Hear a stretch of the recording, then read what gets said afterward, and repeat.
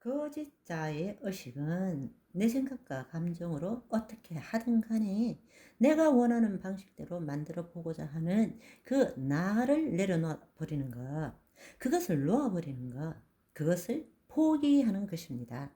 그것을 포기한다는 것은 그냥 포기하면 개죽음이죠. 그런데 그것을 어떻게, 왜 포기할 수 있습니까? 내가 아직 체험하지 못했지만 내 안에 예수님이 계시거든요.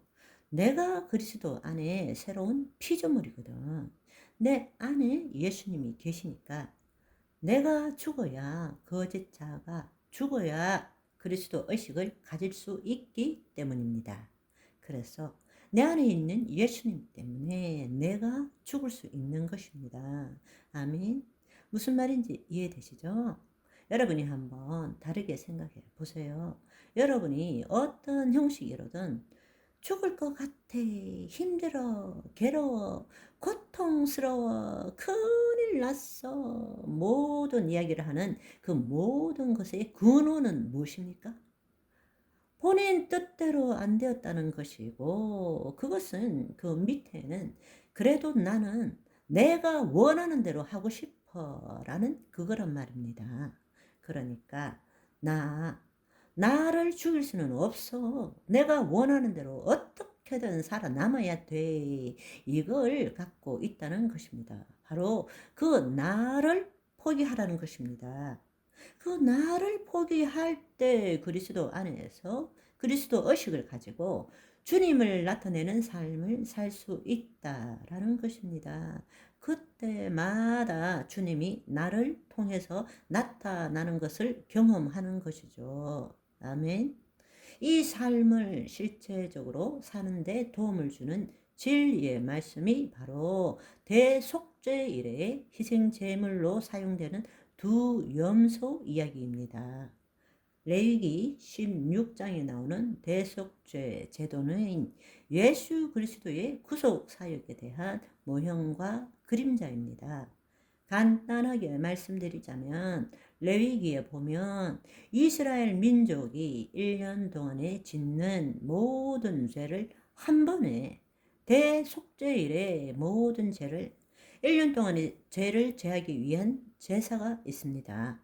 이스라엘 민족이 1년 동안 지은 모든 죄를 한꺼번에 씻을 수 있는 길이 열렸는데 그것이 바로 매년 7월 10일에 드리는 대속죄일이라고 부릅니다. 이날은 이스라엘 민족 전체를 대표하는 대제사장이 숫송아지를 제물로 삼아서 먼저 자신의 죄를 사하기 위해서 속죄제를 드리고 그 다음에는 2마리 염소를 취해서 이스라엘 백성들의 죄를 사하기 위한 속죄제를 드리는 것입니다. 이스라엘 백성들의 죄를 담당하게 될 그 두 염소는 바로 온 인류의 죄를 담당하시고 십자가 위에 돌아가신 예수님과 그분의 사역을 예표하는 것이기도 합니다. 전체를 이야기할 수 없기 때문에 레위기 16장 8절에서 10절만 보도록 하겠습니다. 두 염소를 위하여 제비 뽑되 한 제비는 여호와를 위하고 한 제비는 아사셀을 위하여 할지며 아론은 여호와를 위하여 제비 뽑은 염소를 속죄제로 드리고 아사셀을 위하여 제비 뽑은 염소는 산채로 여호와 앞에 두었다가 그것으로 속죄하고 아사셀을 위하여 광야로 보낼지니라 말씀하십니다.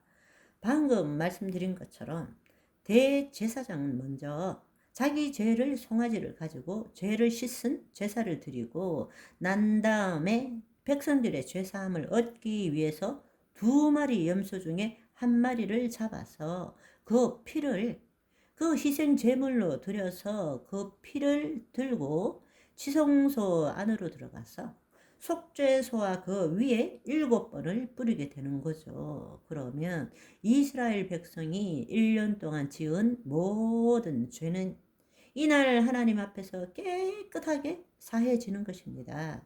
그렇게 하고 아직 살아있는 나머지 한 마리 염소, 이 한 마리 염소에게 두 손으로 안수합니다. 이때 제사장은 백성들이 지은 모든 죄를 염소에게 전가시키는 것입니다. 안수하며 전가시키는 것입니다. 그리고 그 이스라엘 백성들이 지켜보는 가운데 그 염소를 광야 무인지경으로 광야로 내보내는 것입니다. 그래서 성경에서는 한 염소는 여호와를 위한 염소이고 다른 하나는 아사셀을 위한 염소라고 그렇게 말하고 있습니다. 아사셀을 위한 염소는 대제사장이 안수하여 이스라엘 백성의 죄를 염소에게 전가시킨 다음에 그 아사셀을 위해서 광야로 보내지도록 했다는 것입니다. 이 염소를 아사셀 염소라고 불려지는데요. 제 덩어리죠. 그러니까 이 아사셀의 뜻에 대해서 많은 해석들이 있습니다. 아사셀 염소는 어떤 경우에 학자들은 예수 그리스도를 예표한다고 생각하지만 그렇지 않습니다. 인류의 모든 죄악을 홀로 짊어지시고 예루살렘 밖 갈보리 십자가 제단으로 나아가신 예수 그리스도의 표상이다. 이렇게 말하는 경우도 있습니다. 그러나 이미 하나님을 위해서 대속 제물로 드린 염소가 모든 죄를 짊어지고 피 흘리고 죽음으로써 죄값을 지불하고 하나님의 공의를 만족시켜 드렸기 때문에 아사셀 염소가 예수 그리스도를 예표하는 것이라고는 볼 수 없습니다. 가장 합당한 해석은 하나님을 위해서 대속 제물로 드린 염소가 우리의 죄값을 지불한 예수 그리스도를 예표하는 것이라면 이스라엘 백성들의 죄를 염소에게 전가시켜 무인지경으로 보내는 것은 인간에게 죄를 저지르게 한 궁극적인 죄의 원천인 하나님의 통치 밖에 있는 광야의 아사셀에게 돌려주는 것입니다. 이때 아사셀은 사탄을 표상하는 것입니다. 아사셀, 그래서 아사셀 염소라고 말합니다. 무인지경, 광야로 보낸다. 어디에? 아사셀에게 보낸다. 죗값은 우리가 받아야죠. 그런데 감사하게 은혜 위에 은혜인 것은 죗값은 예수님이 받으신 것입니다. 그러나 죄의 본질, 죄의 원천은 본래 그 원천인 마귀에게 돌려주는 것입니다. 아멘. 그것이 두 염소의 이야기입니다. 오늘은 여기까지. 바이바이.